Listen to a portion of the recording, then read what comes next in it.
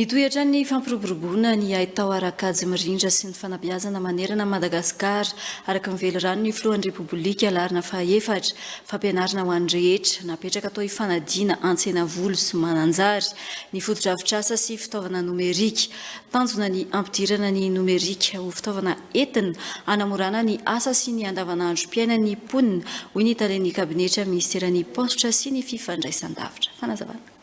Maro ny olona any amin'ny tontolo ambanivohitra no tsy mbola mahafantatra na nampiasa ny internet hatramin'izay ny ainany hoy ireo tompon'andraikitra ny toerana. Tafiditra ao anatin'ny velirano faha-efatra ny filohan'ny Repoblika fanabeazana ho an'ny rehetra arak'izany ny fampiroboroboana ny lafin'ny nomerika tahak'izao. 260 ireo olona nomena fiofanana amin'ny fampiasana ny internet tao hifanadiana. Amin'ny ankapobeny zany dia resaka fampiofanana ara-numerika ity programan'asa izay nitanterahana androany ity aty amin'ny kominy Fanadina. Maro no misitraka azy misy ny mpianatra, misy ny association ana vehivavy, misy ny mpampianatra, misy ireo olon-kaja marobe izay nasaina amin'ny natanteraka ity programan'asa ity zany amin'ity androany ity. Ny toy tao an-tsena volo ny hetsika tao amin'ny sekoly ara-pinoana izay manana mpianatra 900 mahery. Mitovy hatrany ny tanjona ny ahafahana manampy ireo mpianatra hitombo fahalalahana amin'ny alalan'ny ahitao arakajy mirindra. Nisy ny fampiofanana sy ny fampitaovana tamin'ny alalan'ny tablety, tao mananjary noho ny farana ny hetsika. Fanatanterahana ny vinany fitondram-panjakana ny fampiroboroboana ny tontolo nomerika tahak'izao hoy ny tele-kabinetra ny ministeran'ny postra sy ny fifandraisan-davitra.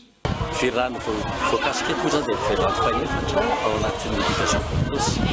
Natongavany eto dia nanolotra ireo telefona ho an'ireny zaza madinika eto mananjary izay nanana fahasahina ka ahafahana mampirisika azy ireo eo amin'ny fianarana.